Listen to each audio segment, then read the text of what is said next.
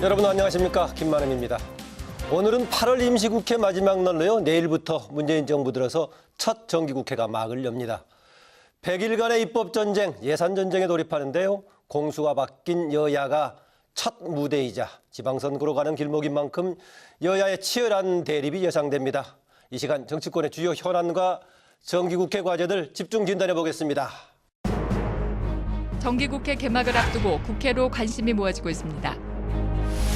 문재인 정부 들어 첫 정기국회이자 내년도 정부 예산안을 비롯해 인사 문제에서도 여야가 팽팽하게 대립하고 있어 치열한 주도권 다툼도 예상됩니다. 여야가 힘을 합쳐서 국민의 뜻에 부응하는 민생 정기국회를 찰떡같이 만들어서 해보자고 당부드리고 싶습니다. 그러나 반대를 위한 반대로 정부 여당 발목 잡기에 골몰한다면 그것은 안 될 일입니다. 야 3당의 강력한 반대에도 불구하고 이유정 후보자 임명을 강행한다면 그 오만과 독선의 결과는 여러 다른 국회 현안에 미칠 수밖에 없다는 점을 말씀을 드립니다. 지극히 정치 편향적이고 또 위장전입, 논문 표절 이것뿐만 아니라 양심도 썩 좋은 사람이 아니라는 것을 확인했을 뿐입니다. 지금이라도 지명 철회하고 스스로 그만두기를 바라겠습니다. 북한의 잇따른 미사일 도발에 대해서도 정치권이 한 목소리로 규탄했지만 안보위기 해법에 대해서는 여야의 시각이 엇갈리고 있습니다. 대화의 장에 하루빨리 나오기를 다시 한번 촉구합니다. 그럼에도 북한이 남북 관계를 긴장시키는 추가적인 도발 행위를 계속 감행한다면 우리는 단호하게 대응할 수밖에 없다는 것도. 대북 정책을 한반도 운전자론을 내세우면서 추진을 하고 있지만 현실은 미국도 문재인 패싱을 하고 있고, 이 정부의 안보를 담당하는 분들이 집단 사고의 오류에 빠져 있는 것은 아닌지, 잘못되었으면 잘못된 것을 인정하고 바꾸는 것도 큰 용기입니다. 전국의 주도권을 잡기 위한 양보 없는 총력전이 예상되는 상황에서 협치의 해법을 찾을 수 있을지 이번 주 토론당당에서 핵심 현안들을 집중 진단해 봅니다.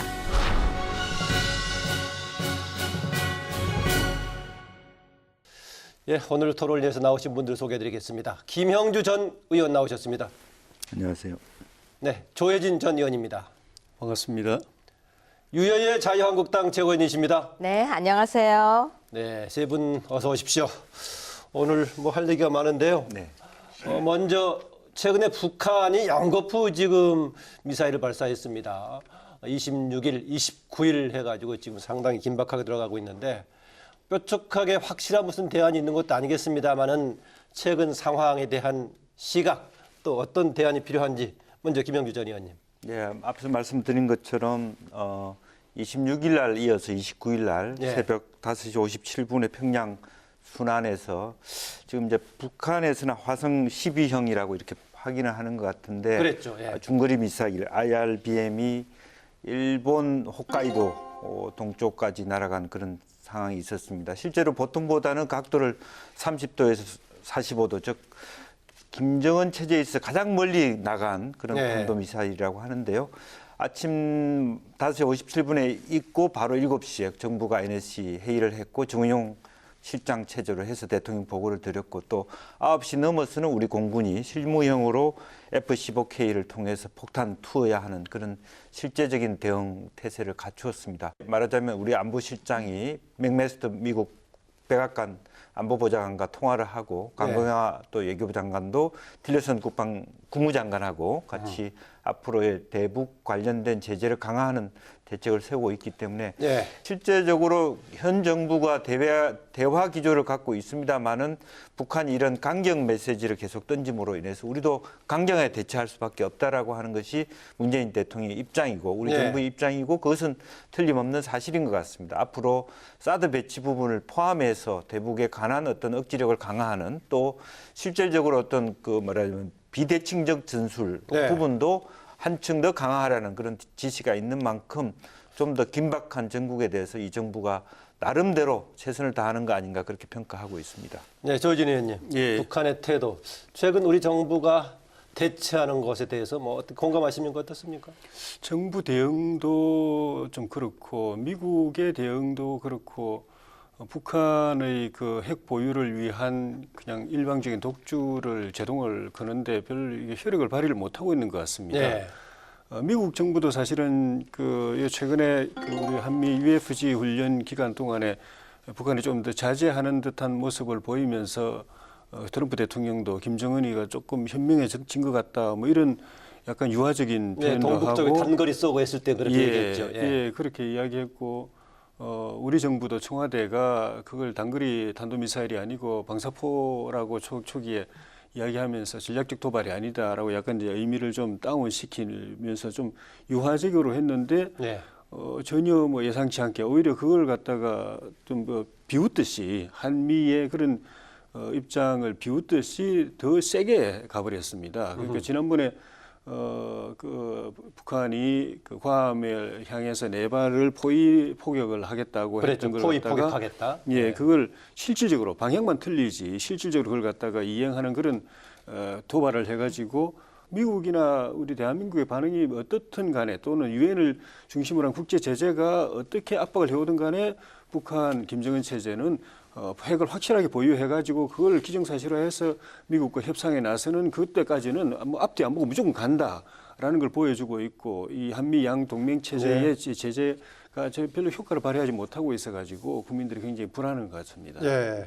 유해 최고위원님. 네. 보니까 주로 자유한국당에서는 문재인 정부가 너무 안이하게 대처하는 거 아니냐 이런 식의 계속 논평을 내는 것 같던데요. 네, 그렇습니다. 근데 그 논평이 정말 정확하다는 생각이 이 자리에 들어와서 더 명확해졌습니다. 그래요?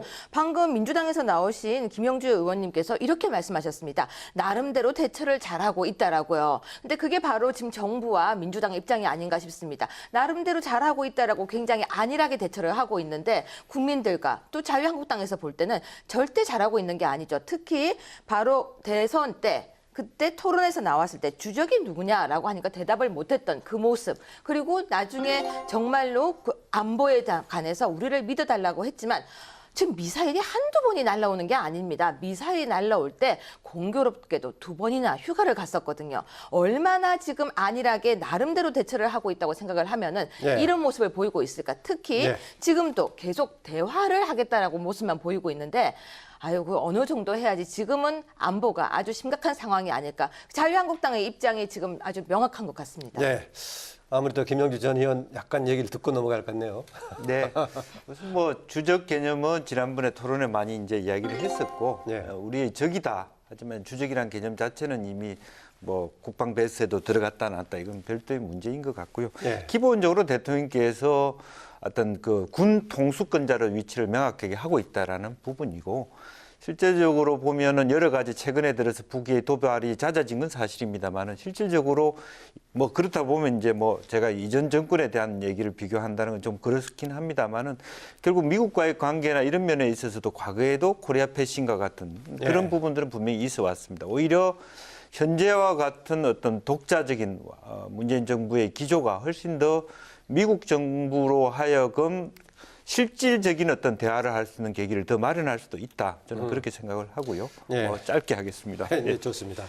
이 항상 이런 문제가 핵 문제가 등장할 때마다 우리도 자체적인 일당 거기에 대응할 만한 핵 능력을 가져야 되는 거 아니냐 이런 이유 때문에 전술핵 재배치 얘기가 제기가 되고 있는데 조혜진 의원님, 예. 이거 어떤 입장 갖고 계십니까?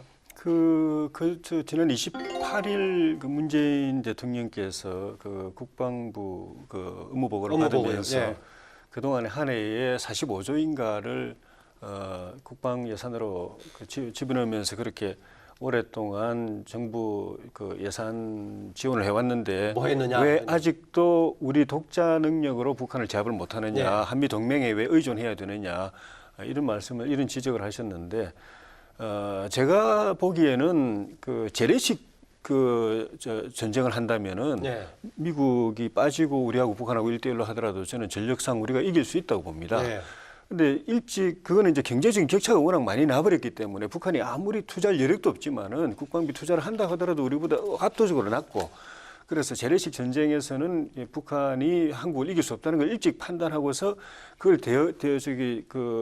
극복할 수 있는 비대칭 전략, 이제 간단히 말하면 이제 핵과 미사일, 예. 이걸 20년 전에 이미 이제 전략적으로 북한이 결정을 했고 20년 동안 지속적으로 해가지고 결국 지금 이제 핵과 미사일을 가지게 된 상황이 들어가지고 이제는 우리가 한 해 뭐 몇십 조씩 들어가지고 재래식 전력을 확보한다는 게 이제 의미가 없는 상황이 되어버렸거든요. 그래서 이제는 그걸 가지고 질타를 하는 거는 별 의미가 없고 이미 북한이 우리 재래식 무기로는 대응할 수 없는 핵을 가진 상황에서 어떻게 우리 안보를 지킬 것인가. 네. 그럼 결국은 우리가 독자적으로 핵 무장을 하는 것 아니면은 차선책으로 철수했던 미군의 전술핵이라도 가져와 가지고 북한이 핵을 가지고 있지만 그걸 쏘지 못하게 하고 우리를 위협하지 못하게 하는 것, 그밖에 대안이 없기 때문에 이 부분을 현재 정부 여당은 굉장히 소극적인 것 같은데 현실적으로는 이거 아니면은 우리는 북한한테 핵의 인질로 끌려다니면서 예. 북한이 달란 대로 다 줄 수밖에 없고 나중에는 국가의 주권까지도 갖다 바쳐야 되는 그런 비극적 상황까지 올 수도 있기 때문에 이제는 독자적인 핵 무장을 한다는 결정을 하든가 그게 네. 아니면은 미국의 전술핵을 들여오는 문제를 심각하게 그것도 빠른 시일 안에 결정내지 않으면은 조만간 우리가 북한의 핵 인질 상태에 들어가게 된다. 네. 이걸 정부 여당이 국정을 책임지고 있는 정부 여당이 심각하게 좀 생각하고 지금 논의를 해야 될 단계라고 봅니다. 그러니까 미국의 해구산 방식으로 전술핵을 재배치하든 아니면 우리가 독자적인 능력을 갖든 할 필요가 있는 단계에 들어갔다. 예. 당에서 그런 입장입니까? 당이 이걸 문제를 가지고 토론을 해서 당론을 하나로 일치시키지는 않았는데요. 알았지만. 상당수의 의원들이 이런 생각을 가지고 있습니다. 네, 유해채고 자유한국당 입장은 어떻습니까? 네, 우리 당에서는 핵무장을 하자는 의원님도 계신 거 알고 계실 것입니다. 예, 핵으로 뭐 완전히. 개별적으로는 그렇고요. 그렇죠. 그런데 당론에서는 일단은 전술핵 재배치에 관해서 찬성 입장을 가지고 있고 아까 조 의원님 말씀하신 것처럼 어떻게 지금 북한과 똑같은 체제에서 같이 싸울 수 있는 적어도 힘의 균형을 맞춰야 한다는 입장이기 때문에 지금 뭐 미국에서든 아니면 자체적이든 핵에 관해서는 북한에게 계속 끌려다닐 수는 없는 입장이라는 건 저희 당의 입장입니다. 네, 그렇군요. 짧게 좀 추가하고 주제 넘어가겠습니다. 네. 바른정당의 하태경 의원의 얘기처럼 실제로 핵을 재배치하자라고 하는 것은 사실은 악수인 것 같습니다. 이것은 흩어진 보수를 결집하기 위한 강한 목소리인데 예. 실제적으로 만약 재배치를 하거나 한다라면 실제로 한반도를 둘러싼 중국과 러시아가 또 일본이 가만히 있을 수 없는 상황이 되고 결과적으로는 동북아 정세가 다시 군비 정강의 체제로 가는 것이기 때문에 여러 가지 북한의 도발에 대해서는 단호하게 대처하면서도 부분적으로 저는 바른정당의 목소리처럼 핵 공유라고 하는 개념도 정부가 좀 기울일 필요는 있다고 생각합니다. 예. 그렇지만 어쨌든 대통령께서 강조하신 대로 자력으로서의 우리 스스로의 자주 국방의 태세, 자기 킬체인 비롯해서 우리 국방 안보를 좀 더 우리 힘으로 돈독히 하는 그런 전략을 통해서 비핵화의 길로 가야 된다. 저는 그렇게 저 생각합니다. 하나만 더 여쭤볼게요. 지금 시간 관계상 짧게만 여쭤볼게요. 방금 말씀하신 것처럼 이런 문제가 딱 나와서 우리가 예를 들어서 전술핵 배치 이야기가 나오면 항상 민주당 측에서는 보수 결집을 위한 도구다 이렇게 이야기하시는데요. 그게 아니에요. 이건 정말 안보 걱정을 하는 겁니다. 이 안보가 얼마나 중요한데 우리가 이야기만 하면은 보수 결집이라고 하고 계신데요. 그게 바로 안보에 대해서 정말로 불감한 게 아닌가 하는 걱정이 되는 겁니다. 그러니까 안보에 대한 접근 방법은 러시아나 중국이 보는 안보의 접근이 있고요. 예. 예를 들면 담을 높이 세울 거냐, 이웃과 친하게 지낼 거냐, 도덕을 안 들거나 말하자면 그런 것은 접근의 방식의 차이이기 때문에 서로 그것을 인정해 줬으면 좋겠습니다. 러시아 사람들이 보는 안보는 이웃과 사이좋게 지냄으로써 도발 방지할 수 있다 이렇게 보는 시각도 있는 것이거든요. 계속 벽만 높이고 CCTV 설치를 아니요. 한다고 해서 그렇기 때문에 그걸 도덕이 보수 떨지 않는다. 결집이라고 단정을 짓지 않고 오히려 이쪽의 생각이라고 이해를 하고 차이를 인정해줬으면 좋겠습니다. 알겠습니다. 그런 부분은 짧게만 한 말씀 조혜진 드리면은 의원. 우리가 전술핵을 들여오느냐 안 들여오느냐와 관계없이 예. 북한이 핵 보유를 확실하게 이제 확정하고서 국제적으로 묵시적으로 핵 보유 국가로 인정받고 미국하고 그걸 전제로 한 협상에 들어가는 상황이 되면은 자연히 핵 도미노 현상이 일어나게 됩니다. 우리가 전술핵을 가져오든 안 가져오든 북한 핵으로부터 위협받는 건 우리만 위협받는 게 아니고 일본도 위협을 받는 것이거든요. 근데 일본의 입장에서 보면은 그 미일 동맹에 의해서 소위 말하는 핵 우산이 안정적으로 확보된다라는 전제가 있을 때는 핵 보유의 필요성을 덜 느끼지만은 어떤 이유에든 간에 그것이 좀 흔들린다 싶으면은 일본도 첫째는 전술핵을 들어오려고 할 것이고 그래서 일본이 그런 유혹을 받게 되고 그러면 또 중국하고 또 대치하고 있는 대만도 그런 유혹을 받을 수밖에 없기 때문에 그래서 북한의 핵 문제가 우리 대한민국의 안전을 위협할 뿐만 아니라 동북아 전체에 예. 핵 도미난 현상을 가져오고 더 나아가서 어렵게 유지되고 있는 핵 비확산 체제, 전 세계적인 핵 비확산 체제를 근본적으로 흔들어 놔가지고 예. IS 같은 알카에다 같은 그런 테러 집단에도 언제 어느 순간에 핵이 그 손에 들어갈지 핵무기가 손에 예. 들어갈지 모르는 그런 위험한 상황을 초래할 수 있기 때문에 이 문제에 국제사회가 다 덤벼들어가지고 제재를 하고 있는 것입니다. 네, 그렇습니다. 하여튼 뭐 지금 더 여러 가지 변수가요. 우리가 좀 합리적으로 대응하기는 어려운 그런 조건들이 있습니다. 또 하나 이런 외교 안보 전략이라는 것이 겉으로 드러난 발언으로서 보여주는 전략이 있고 또 발언하지 않는 가운데 구상하는 전략이 있을 수가 있기 때문에요. 여러 가지를 감안해서 좀 생각을 해야 될 겁니다. 그럼에도 불구하고 상당히 지금 우리나라가 선택하기 어려운 그런 국면에 처해 있는 것은 분명해 보입니다. 예, 다른 국내 정치 좀 문제로 넘어가 보겠습니다. 이번 8월 임시국회 마지막 날인 저녁 시간대 이제 사법부 인사 관련 지금 이제 절차가 진행이 되는데 국회 동의 절차도 있겠고 동의 절차가 없이 임명 대상이 되어 있는 경우도 있습니다만 김인수 헌재 소장 후보자, 김명수 대법원장 후보자 여기에다가 이우정 헌재 재판관 후보자의 경우에는 상임위에서 경과 보수 채택이 안 돼 있는데요. 종합적으로 이 사법부 관련 인사에 대한 평가 이번에는 유해 최고 얘기 듣겠습니다. 월요일날 저희 당에서요 카드 네. 뉴스가 나왔는데 법조 비리 3종 세트다 이런 단어로 카드 뉴스를 만들었습니다. 한 개인을 향해서입니까? 아니면 종합적으로입니까? 종합적으로 세 분에 대해서 모두 다 이건 말도 안 되는 인사다라고 세트를 만들어서 카드 뉴스가 돌고 있었습니다. 예. 저희 당의 당론입니다. 근데 지금 보면요. 어떻게 보든 이렇게 보든 이 세 분의 정향과 적성과 그리고 이때까지 나왔던 판결과 여러 가지 모습들을 봐도 문제가 있었지만 특히 이우정 헌법재판관 같은 경우에는 잘 알고 계시지만 이번에 주식 문제 갑자기 차고 팔고 과정이 약간 석연치 않은 부분이 있습니다. 약간요. 그러니까 제가 왜 약간이라고 하면 이제 오늘부터 저희 당이 공세를 이제 펼치기로 지금 이야기가 나오고 있기 때문에 지금 제가 그 이야기를 드리는 건데요. 계속해서 저희 당에서는 이 부분을 문제를 지적하기로 했습니다. 왜냐하면은 이건 아니다라고 생각하지만 좀 더 조사를 해보고 철저하게 진상 규명을 요청할 거기 때문에 제가 그냥 확정을 짓지 않고 약간이라는 표현을 썼는데요. 네. 하필이면 왜 이렇게라는 질문을 하고 싶고요. 또 두 번째는 법은 굉장히 존중되어야 되고 법치는 공정해야 됩니다. 근데 이번에도 보면 태극기 집회는 내란죄 수사를 시작한다라는 그런 기사도 나오고 하게 되니까 저희 당 입장에서는 우려를 할 수밖에 없습니다. 왜 이렇게 법치가 무너지는 게 아닐까라는 그거는 정치 문제가 아니고 사법부의 문제 아닙니까? 그렇기 때문에 제가 이건 사법부만이 아니죠. 헌법재판소까지 연결이 되기 때문에 네. 예 그렇기 때문에 이거는 사법부와 헌법재판소 그리고 나중에 법무부와 검찰까지 문제가 되지 않을까라는 우려 때문에 이번에는 강경하게 막으려고 하는 기조를 가지고 있습니다. 네, 조진 전 의원.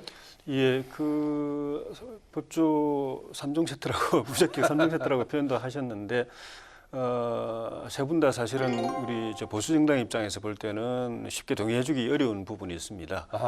대법원장 같은 경우에는 김명수 대법원장은 흔히 말하는 사법부의 사조직의 책임자거든요. 그러니까 군이든 행정부든 사법부든 어느 단체를 두고 사조직이라고 얘기하는 겁니까? 우리법연구회의 회장을 지냈고 네. 그다음에 거기서 나와가지고 똑같은 성격을 가진 국제인권법 연구회를 본인이 창립해가지고 초대 회장을 또 맡았습니다. 예. 그리고 그 판결이 그러니까 좀 전에 말씀 더 추가를 한다면은.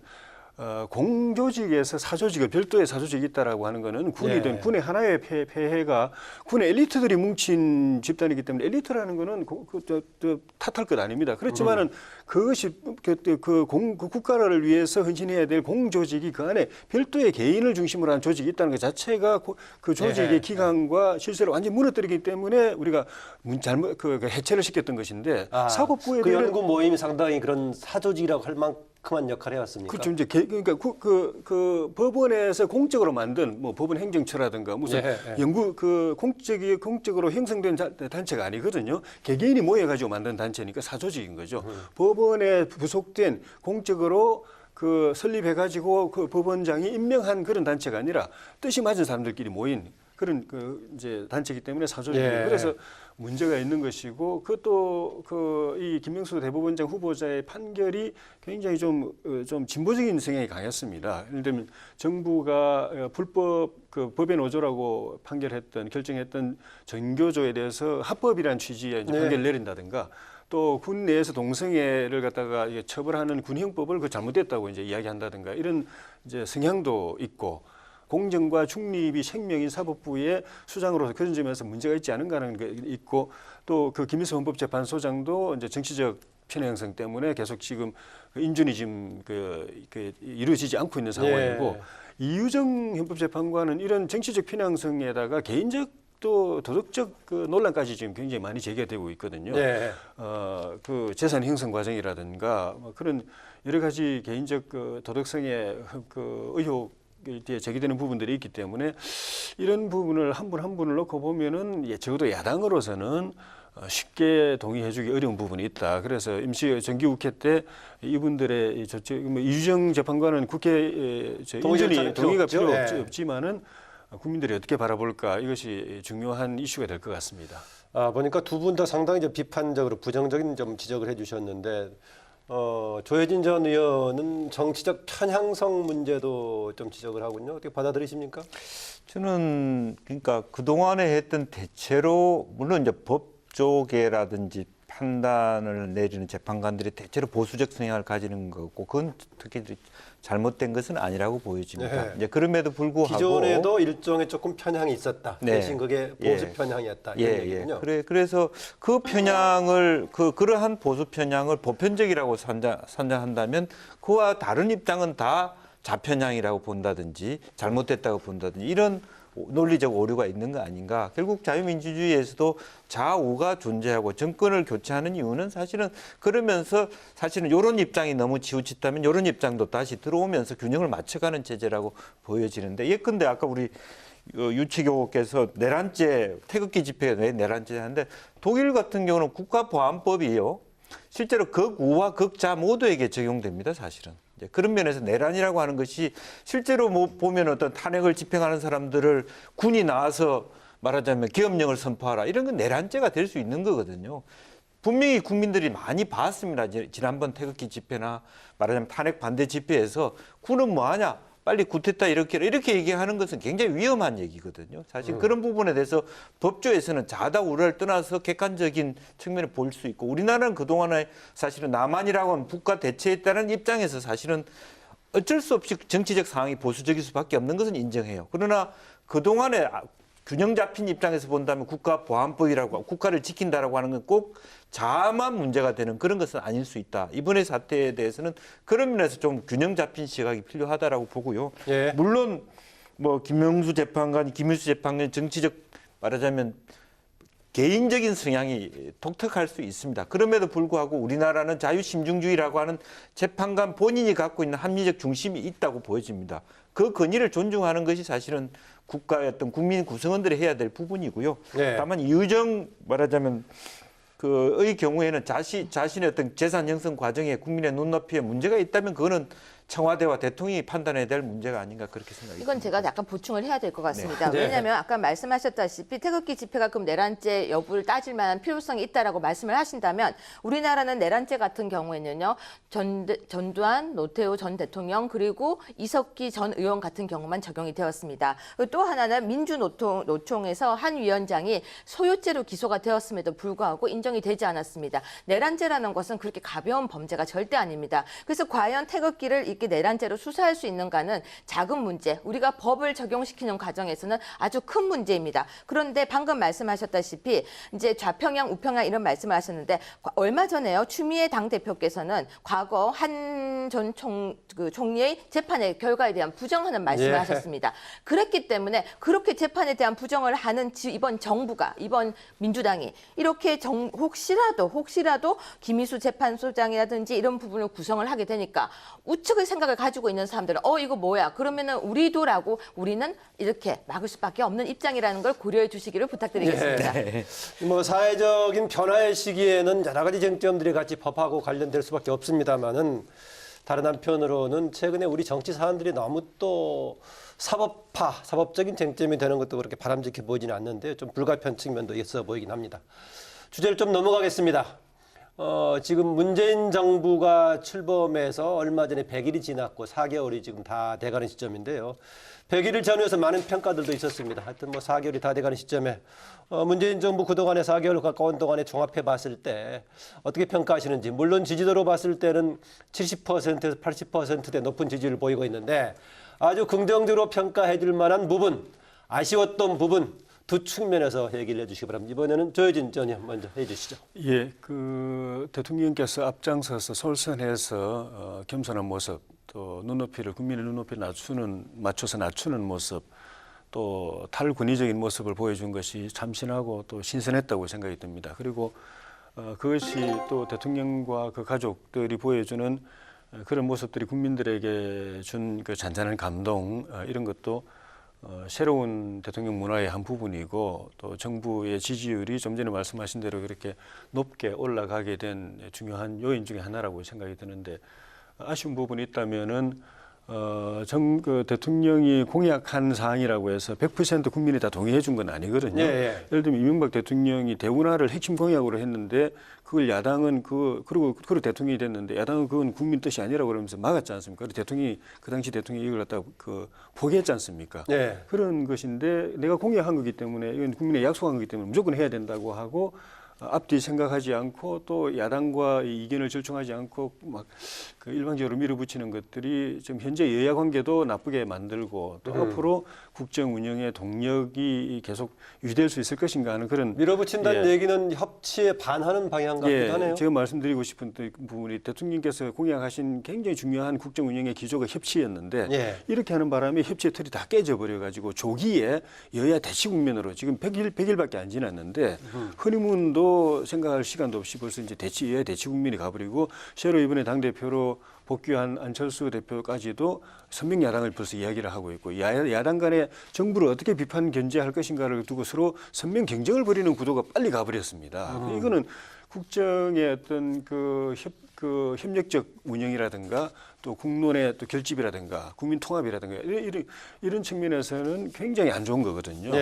이런 것들하고 또 인사의 5대 원칙이라고 한 걸 처음부터 그냥 대통령이 제대로 된 해명이나 사과 없이 실질적으로 그냥 공약을 폐기해버린 거 이런 것들이 아쉬운 점입니다. 아쉬운 점. 상당히 이런 식의 여야 대치 국면으로 전환되는 것 같다라는 얘기를 했고, 인사에서 5대 비리 관련 부분에 대해서는 좀 명쾌하지 않게 지나갔는데 사실상은 그것을 지키지 않은 거다라는 지적이네요. 유해 최고. 네, 우리 당의 정우택 원내대표께서 많이 사용하신 말씀이 있죠. 바로 쇼통이다. 보여주기를 너무 많이 하고 있고 잘하고 있다라고 이야기했는데요. 저도 여기에는 정말 공감합니다. 보여주는 거, 어떻게 보면 퍼포먼스를 너무나 잘하고 있기 때문에 칭찬하는 사람들은 정말 잘하고 있다. 소통을 하고 있다. 그리고 소탈해 보인다라고 이야기를 하겠지만 반면에서는 정말 보여주는 것밖에 없다라는 이야기도 나옵니다. 단적인 예로 국민 여론은 7에서 80%를 보이고 있지만 정책평가, 특히 교육평가를 들어가면 30%예요. 무슨 얘기냐면 겉으로 볼 때는 굉장히 번듯해 보이지만 쇼통을 하고 있는 게 아닐까, 잘하는 부문 것이. 정책평가도 괜찮게 나오지 않나요? 그래도 들쑥날쑥하고 있죠. 그래요? 7, 80%까지 가지는 않습니다. 자, 그러면 제일 못하고 있는 건 뭘까? 저는 소통이라고 봅니다. 역시. 예, 정말 소통입니다. 왜냐하면 제가 저번에도 이야기했지만 인사 부분에 대해서 탁현민 행정관은 모든 여성계에서 인사가 잘못됐다고 이야기를 하지만 완전히 귀를 닫고 듣고 있지 않고,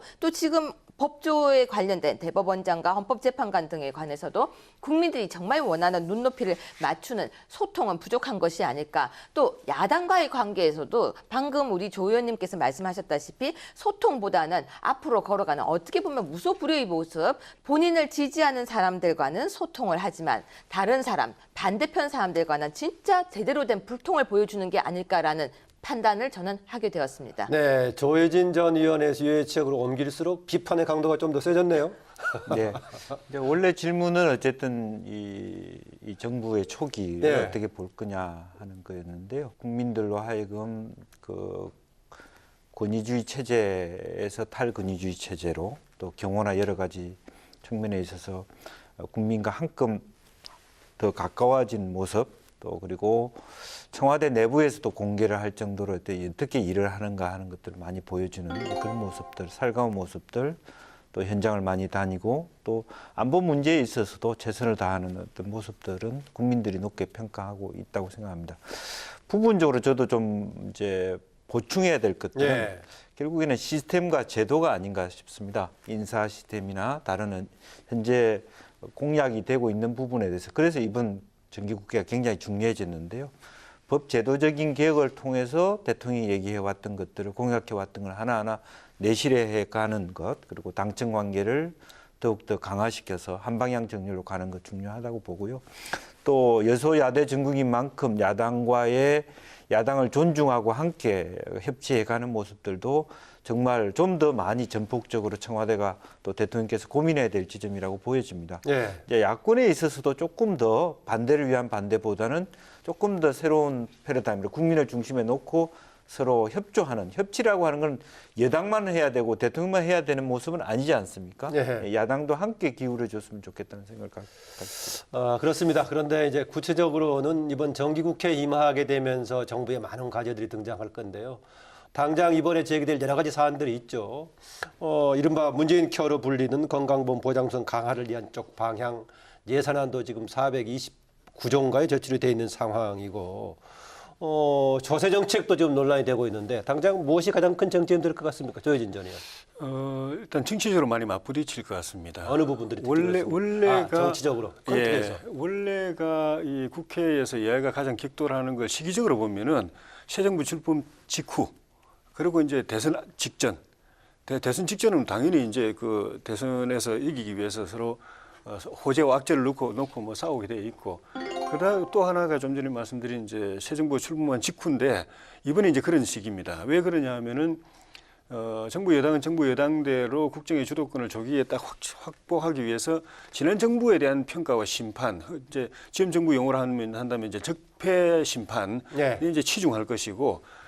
그 야당은 또 그런 내년지방선거를 앞두고 주도권을 이제 내주지 않기 위해서 새 정부 기간이 이제 한 4개월, 5개월 되지만 이 기간 동안에 지금 야당 입장에서 바라본 정책적인 실패라든가 오류라든가 이게 집중할 것이기 때문에 정치적으로 굉장히 많이 이제 부딪히게 될 것이고, 두 번째는 좀 전에 말씀드린 것 중에 하나가 새 정부의 정책 기조가 굉장히 좀 강성이다라고 그래야 됩니까? 좀 정책 살라가 상당히 좀 급진적인 측면이 있거든요. 야당 입장에서 보면은 이념적으로도 그렇지만 정책적으로 변화가 그중에 대표적인 것이 정부 여당에서 내걸고 있는 이 소득주도 성장론. 이건 전 세계적으로도 별로 그렇게 제대로 실험해 보지도 않았고 성공한 사례도 없었는데 우리가 지금 하기 때문에. 근데 이것이 정부 재정 운영이나 가까운 유승민 의원도 아주 비판적으로 지적하더군요. 보니까. 유승민 대표가 그 당시 대통령 후보 때 문재인 후보하고 일치됐던 부분이 성장론이었는데 뭐냐 혁신 성장론이었습니다. 혁신을 통해서 성장한다고 공약을 해놓고 물론 이제 그 중에 또 다른 부분은 또 소득주도 성장도 공약했지만은 결과적으로는 지금 혁신은 빠지고 혁신하기 위해서는 R&D 연구개발이라든가 이런 부분에 대해 투자를 해야 되는데 지금 내년도 정부 여당이 합의해서 국회에 내놓은 예산을 보면은 R&D 예산 쫙 빠졌거든요.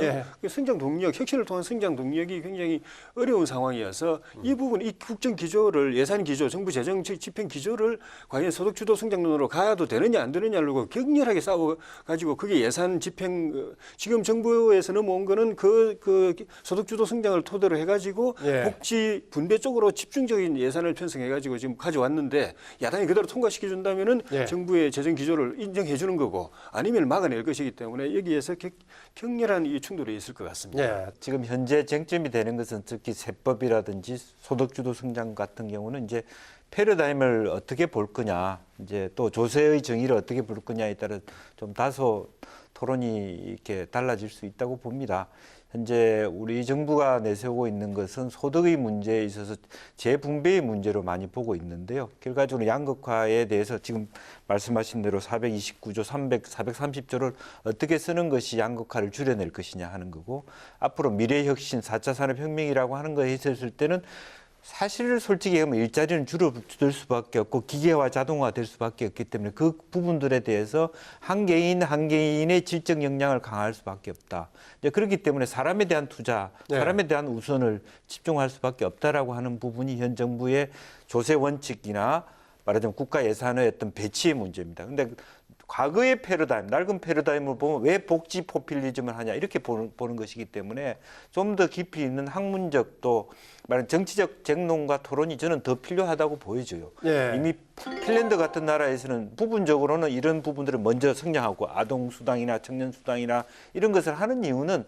실제적으로 미래를 준비하는 대비다라고 봐야지 과거처럼 무작정 복지에 대한 투자를 많이 함으로써 그냥 현 정부가 방만하게 마치 그리스나 마치 그런 도산하는 나라처럼 그렇게 이태리나 그리스처럼 그렇게 간다는 뜻은 아닙니다. 그래서 네. 그런 부분에 대해서 조금 더 좀 국회가 좀 더 협력하고 긴장하고 또 갈등하면서 좀 의견을 모아갔으면 좋겠다는 생각을 합니다. 그래서 그런 면에서 사람의 투자를 함으로써 미래의 새로운 성장 동력을 만들어간다. 이렇게 좀 봐주셨으면 좋겠다는 말씀입니다. 예, 기계적인 찬반 논란보다는 뭔가 발상의 전환을 모색해보자 이런 제안까지 같이 해주신 것 같습니다. 유해최고. 근데 구체적이지가 않습니다. 무슨 얘기냐면요. 문재인 케어 같은 경우는 의료인데요. 이 의료는 간단한 문제가 아닌데 과연 문재인 정부가 들어서서 100일 만에 이걸 만들어낼 수 있었는지 아니면 정부가 만들어질 걸 대비해서 미리 했는지는 모르겠지만요. 저는 한 가지만 지적해 보겠습니다. 비급여와 급여 부분은 간단한 부분이 아닌데 갑자기 이렇게 급여 부분이 늘어나게 됩니다. 그렇다면 모두가 그 혜택을 받게 되면은 예를 들어서 MRI 같은 경우는 도대체 어떻게 그 순서를 정할 건지에 대한 구체적이면서도 그리고 합리적이면서도 상세한 부분에 대한 논의가 없이 너무나 크게 탁 하고 던져가지고 국민들이 받아들일 때는 너무나 좋게 느껴지지만 사실 세부적으로 들어갔을 때는 이거 어떻게 해야 할지라는 혼선이 오게 되는 것이 아닐까. 좀 더 진중하게 1년 정도 지나면서 정부가 구성될 때 논의와 토의를 거쳐서 국민들의 목소리를 듣고 야당과 여당이 함께 걸어 나갔으면 더 좋았을 텐데 8월 2일 부동산 대책, 문재인 케어 제가 볼 때는 너무 성급하게 끄집어낸 그래서 설익은 밥이 아닌지 설익은 밥은 입도 못 대는 수가 있거든요. 그렇기 때문에 저는 이 부분은 정말 지적하고 싶습니다. 너무 급했다. 급해도 너무 급했다. 그래서 먹지도 못하고 오히려 와르르 버리는 형상. 법이 통과되지 않으면 아무것도 아니게 오히려 보여주기다라는 이야기를 꼭 전해드리고 싶습니다. 아예 못 먹는 밥이 될 수도 있다 이렇게 얘기하네요. 사실은 뭐 의협에서도 큰 틀에서 국민들이나 또 의료계에서 나쁘지 않기 때문에 긍정적으로 평가한다. 그리고 지금도 대체로 반응은 좋습니다. 방금 우리 여최고께서 말씀하신 부분들은 저희들이 보완해야 될 지점입니다. MRA 같은 경우는 과연 급여 전달 체계에서 똑같은 수가를 준다 그러면 다 대학병원 가지 동네 병원이 그렇죠. 죽는 거 아니냐 그런 문제제기가 있기 때문에 그런 부분은 신포괄 뭐 수가제라든지 수가를 조정하면서 또 3,800여 개가 되는 비급여를 단계별로 하면서 좀 전체 큰 틀에서 동의해 가면서 사실은 관련된 의사, 약사 또 여러 가지 어떤 집단들 간의 어떤 토론을 통해서 보완할 부분은 보완해내고 그럼에도 불구하고 이 큰 흐름에 대한 방향은 크게 나쁘지 않다 저는 그렇게 근데 보여집니다. 이거는 꼭 알고 가셔야 됩니다. 의협이 좋은 방향으로 생각한다고 하셨지만 의협 안에도 여러 가지 목소리가 있고요. 의사협회는 다르고요. 개원의협회는 또 다릅니다. 그래서 그들의 목소리를 듣는 것이 전 정부와 그리고 여당의 역할이라고 생각하는데 의협의 목소리만 들어서는 절대로 안 된다는 걸 꼭 이야기 드릴게요. 지금 이 자리에서. 유해최고의 집안의 목소리도 아마 있는 것 같기도 하고요. 근데 이 중에 하나가 아까 권력기관 개혁 이야기했는데요. 이번에 문재인 정부에서 100대 과제 중에서 맨 머리 쪽에 두는 것이 아마 적폐 청산 관련 얘기했었는데요. 권력기관 개혁, 정부가 주도해서 행정적인 조처로서 할 수 있는 인사 문제라든가 몇 가지 조처가 있긴 합니다만 부분적으로는 또 최종적으로는 국회에서 입법적인 뒷받침이 있어야 될 겁니다. 일단 정부가 주도하고 있는 권력기관 개혁의 방향에 대해서는 조혜진 의원 어떻게 보십니까? 예, 그거는 대체적인 공감대가 있는 것 같습니다. 네. 예를 들면은 검찰 개혁을 위해서 공수처를 이제 신설을 한다든가. 문 대통령께서 최근에 굉장히 좀 빨리 속도 내라고 법무부에다 이제 요청을 했죠. 예. 그리고 그 검찰에 집중된 그 권한을 좀 그 약화시키기 위해서 수사권 조정하는 문제. 이 문제는 또 그 경찰이 또 제때 이 자체 개혁이라든가 여러 가지 필요한 조치들을 못 해주고 자중 질환에 빠져가지고 지금 진행이 좀 느리고 있는데 이런 문제라든가 그리고 법무부의 또 문민화 문제라든가 이런 큰 인사조치는 이미 많이 예. 됐죠, 법무부는요? 예, 그런 것 국정원 개혁도 지금 개방형으로. 포함돼가지고 상당히 크게 쟁점이 되고 있는 것 같던데요. 과거 뭐 자료들 나오면서. 예, 그 국정 개혁도 전체적으로는 여야가 그 공약이 비슷한 부분도 있고요. 예. 국정 개혁 같은 부분도 국내 정치 개입을 확실히 단절해야 된다라든가 이런 문제는 이번에 댓글 사건 그걸 계기로 해가지고 좀 더 강화되는데 여야 간에 아직 좀 그 입장 차이가 있다고 한다면은 국정원의 이제 그 대간첩 수사권 문제. 예. 이 문제는 여야 간에 조금 입장 차이가 있는 것 같고 나머지 부분은 큰 틀에서는 뭐 유사한 점이 있는데 문제는 지금 정부가 이게 내세우고 있는 이런 정책들의 방향을 갖고 네. 야당도 일정 부분 공약을 했던 부분이긴 한데 실제 그 정부 국정 운영을 하는 부분, 그 부서를 운영을 하는 부분에 있어 가지고 좀 다르게 간다는 겁니다. 네. 그러니까 검찰의 개혁이라는 어떤 얘기죠, 거는 그게? 검찰의 개혁이라는 거는 검찰의 독립성과 중립성을 위해서 지금 이제 추진하는 것이고 네. 또 사법부도 마찬가지고 사법개혁도 독립성, 중립성, 공정성을 위해서 하는 것이고 그 국정원 개혁 같은 경우에는 대북 방첩, 또 네. 대테러, 또 해외 정보 이런 쪽에 집중하기 위해서 하는 것인데 검찰 여전히 또 검찰 출신들이 민정실에 여전히 가고 있고 예. 법원에서 또 민정실에 청와대 민정수석실에 가고 법무부서관으로 가고 있고 아, 결국은 새 권력이 주도하는 거 아니냐 그런 얘기네요. 예, 그러니까 그 형태만 다르지 결국은 이 검찰 권력을 손에서 못 놓는다. 통치 수단으로 삼는다. 이 부분에 있어 가지고는 별 차이가 없는 것 아닌가. 또 사법부까지도 이제 지난 정부에서는 적어도 사법부를 특정한 코드로 만들려는 그런 의심받는 행동은 없었는데 네. 지금은 노골적으로 그런 것들이 벌어지고 있어 가지고 오히려 더 그 부분은 더 악화되는 소지가 있다. 네. 그리고 국정원도 대북 정보기관으로서 해외 정보기관으로서 방첩 대테러 기관으로서 기능을 제대로 하려고 하면서 국정원장은 그 수장인 국정원장은 남북 대화에 익숙한 전문가, 북한하고 잘 소통하는 전문가, 북한을 잘 막아내는 전문가가 아니라 북한의 침투로부터 국가 안보를 잘 지켜낼 수 있는 전문가가 아니라 북한하고 대화 잘하는 전문가라고 최고 이제 수장으로 앉혀가지고 예, 서울 원장 얘기하는 국정원의 거죠. 역할이 지금 말씀드린 이런 대테러, 대방첩 이런 쪽이 아니라 북한 남북 대화하는 비밀 대화의 기능에 더 치중한 것 아닌가 예. 하는 그런 느낌을 주는 것들이 겉으로 내세우는 그 주장하고 또 공약하고 또 예. 추진하고 있는 그 정책 변화의 방향하고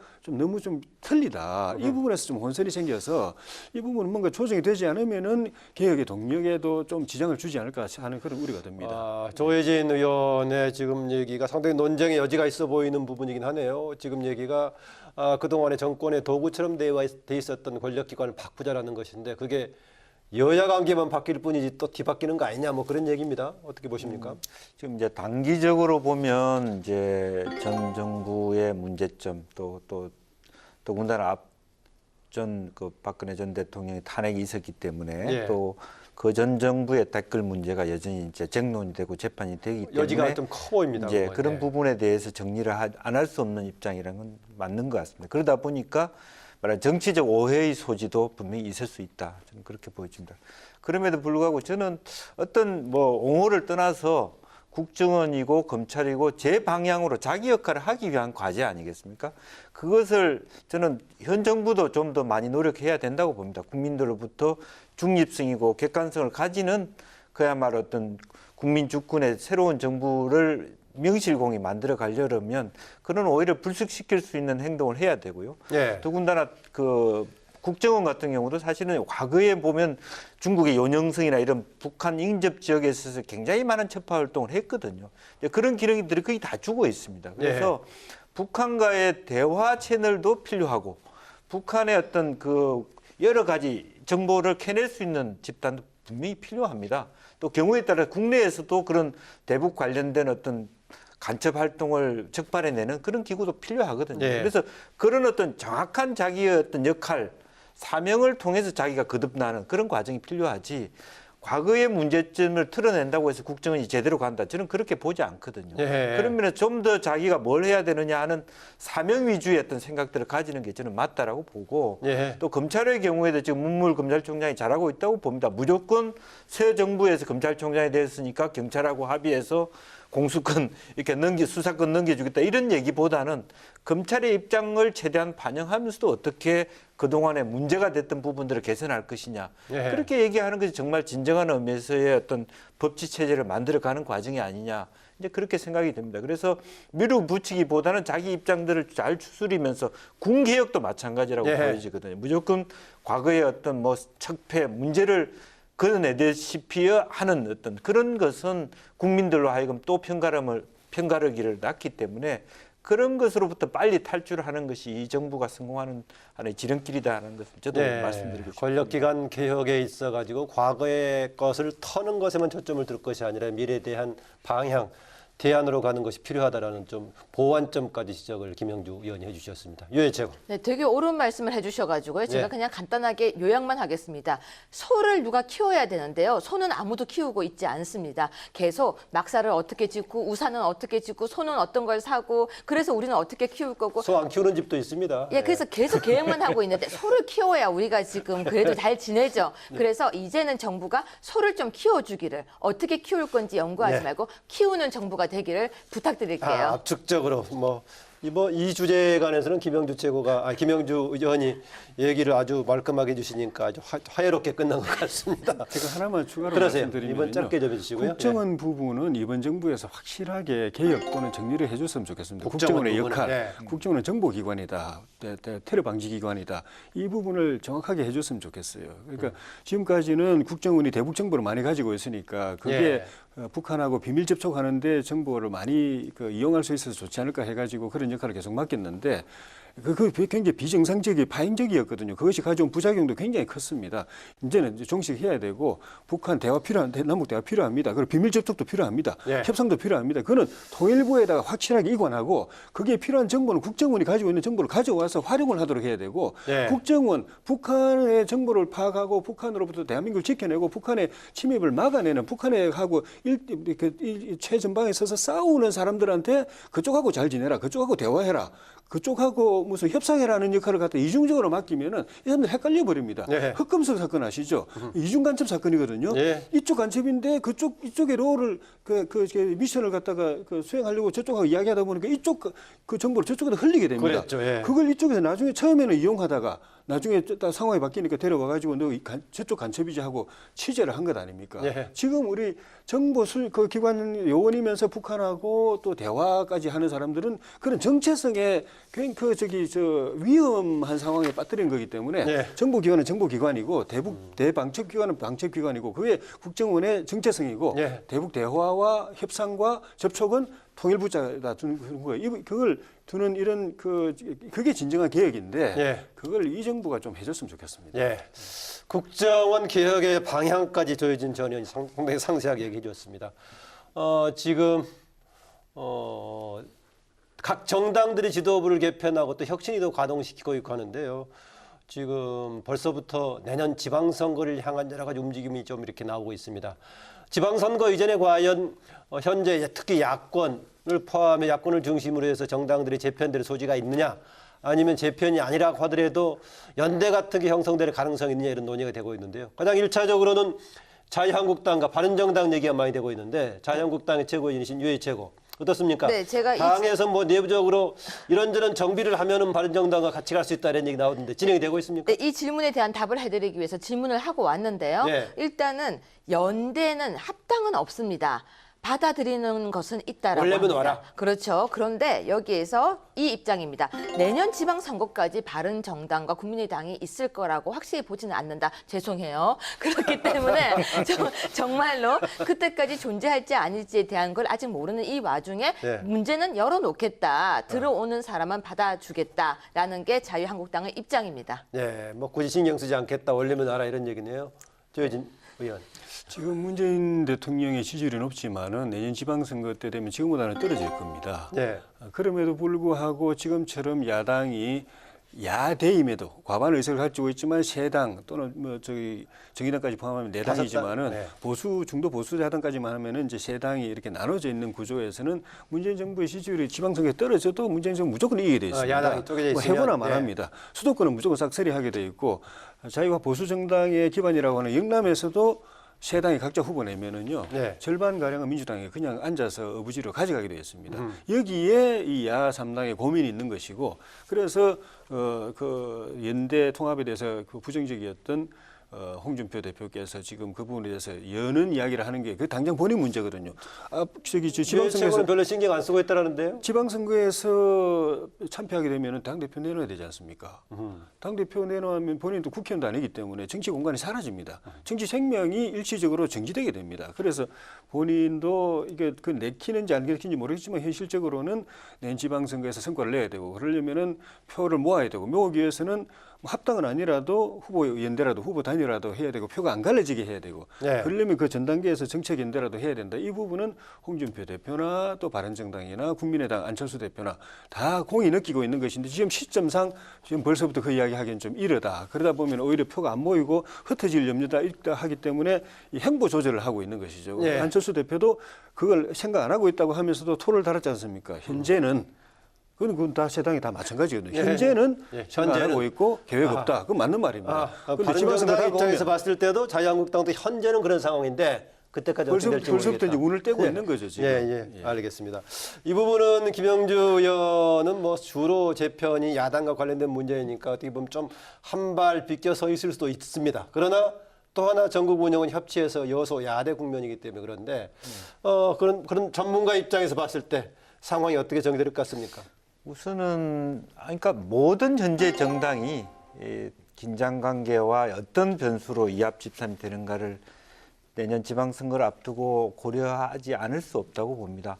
심지어 뭐 추미애 대표도 최근에 뭐 의원 빼내기는 없다고 하지만 사실은 오는 의원을 막을 수는 없는 것이고 뭐 우리 오늘 국민의당이 안 계셔서 그런 얘기를 하는 건 정말 죄송합니다만 그런 가능성이 굉장히 많다. 특히 이제 최근에 김무성 전 대표나 정진석 전 원내대표 간에 여러 가지 열린 싱크탱크를 한다는 것은 사실은 또 여당 입장에도 좋을 수 있어요. 정치적 대안을 만들어 가서 정말 협치의 새로운 모델을 만들고 그 통해서 낮은 단계에 말하자면 우리 정우택 대표도 말했지만 말하자면 현재의 체제로 보면 야당의 분리로 인해서 지방선거까지 다 허물어질 수 있다는 위기의식들이 있기 때문에 네. 낮은 단계 후보 연합이라든지 그런 것들은 얼마든지 가능하다라고 보고 지금 현재 이 시점에서 이렇다 저렇다 예단하기는 굉장히 어려운 부분이 있고 네. 또 그런 과정에서 안철수 대표가 바른정당이나 자유한국당하고 콘택하는 과정에서 일부가 사실은 국민의당도 말하자면 더불어민주당과 같이 통합하는 여러 가지 경우가 다 엇갈리고 있기 때문에 네. 지금 뭐